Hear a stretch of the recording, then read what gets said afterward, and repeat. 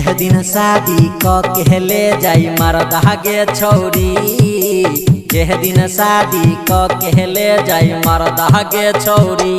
है जवानी कदी ओह दिन गरदा गरदा गे छौरी, है जवानी कदी ओह दिन गरदा गरदा गे छौरी।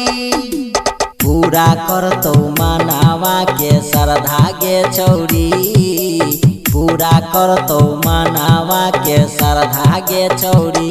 है जवानी कदी ओह दिन गरदा गरदा गे छौरी, है जवानी कदी ओह दिन गरदा गरदा गे छौरी।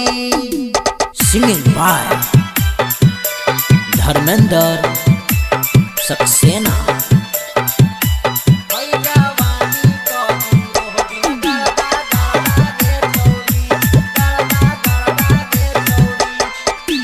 देखी के छौरा होले परेशान गे, कौना जिला में परो तोर मकान गे। डोले पे मन देखी चिकन सामान गे, काका के भइल बारे ते जवान गे, काका के भइल बारे ते जवान गे। देखी के छौरा होले परेशान गे, कौना जिला में परे तोर मकान गे। डोले पे मन देखी चिकन सामान गे, काका के भइल बारे ते जवान गे।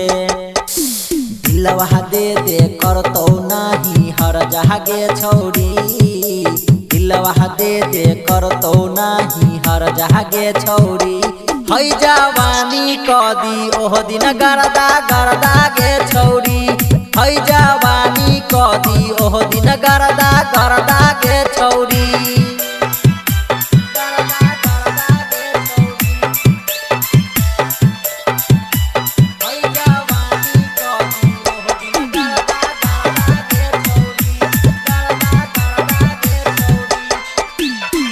नरेंद्र पूछे हाल चाल गे, होठ के लाली मचावे बवाल गे। धर्मेंद्र सक्सेना पूछे सवाल गे, असरफी से काहे छुएला तू गाल गे, असरफी से काहे छुएला तू गाल गे। राइटर नरेंद्र पूछे हाल चाल गे, होठ के लाली मचावे बवाल गे। धर्मेंद्र सक्सेना पूछे सवाल गे, रामसुदीन से काहे छुएला तू गाल गे।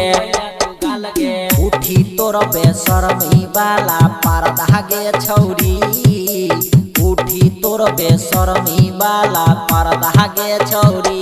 है जवानी कदी ओह दिन गरदा गरदा गे छौरी, है जवानी कदी ओह दिन गरदा गरदा गे छौरी। धर्मा रिकॉर्डिंग स्टूडियो भरगामा।